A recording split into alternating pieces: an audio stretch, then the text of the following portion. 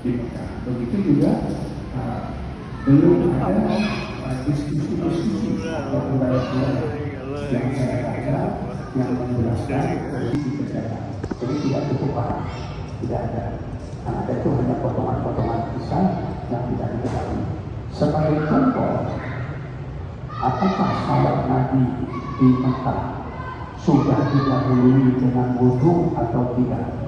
Apakah wudu itu sudah mati sebelum salat ketika di Mekah ini tidak diketahui? Kemudian juga, apakah ketika salat itu sama sekali tidak boleh berbicara, sama sekali tidak boleh melakukan kegiatan yang lain?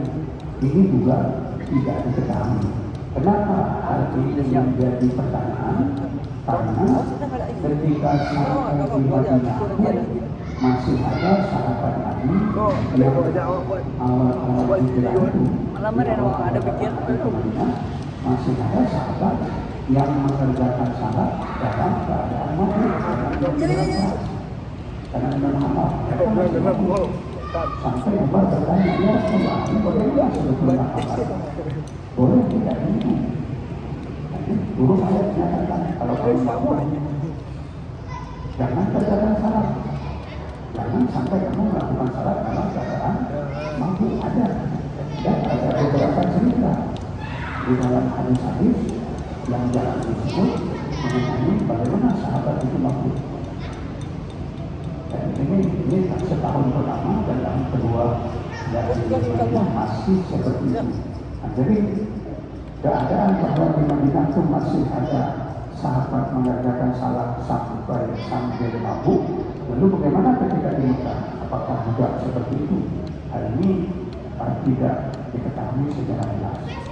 Sesudah Isra Mi'raj, salat itu menjadi 5 kali sehari. Tetapi bagaimana kajiannya, saya ulangi, tidak disebutkan.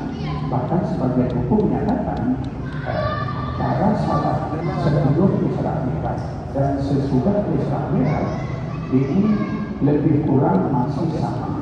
Jadi lebih menekankan pada bacaan Al-Qur'annya, bukan pada gerakan-gerakannya.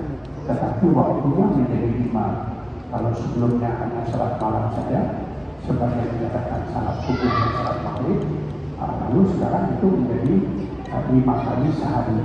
Tetapi caranya tidak ada. Bahkan 5 kali sehari itu pun itu waktunya belum tetap sekali. Wajib kerjakan 5 kali. Tapi apakah mesti subuh, zuhur, asar, maghrib, isya? Atau 5 kali bisa diselesaikan? Pokoknya dari subuh sampai zuhur dikerjakan kelima-limanya sampai selesai, atau siang hari dikerjakan kelima-limanya selesai, atau malam hari kelima-limanya. Hal ini juga tidak ada riwayat sama sekali tentang keadaan di Mekah. Akhirnya jemaah berhamad, jadi Nabi mengerjakan salat 5 kali sehari. Itu mulai Isra dan Mi'raj. Kalau riwayat yang paling sahih kita terima, kita ikuti, itu terjadi setahun sebelum hijrah. Dalam kaitan ini, Nabi 3 tahun menjelang hijrah itu dalam penderitaan yang berat. Jadi sesudah istri beliau Khadijah wafat, sesudah Abu Thalib wafat, Nabi boleh dikatakan tidak memperoleh ketenangan selama berada di Mekah. Ini tidak ada ketenangan. Nabi diolok-olok, bahkan disiksa oleh penduduk Mekah, menjadi lebih ganas dibanding dengan sebelumnya.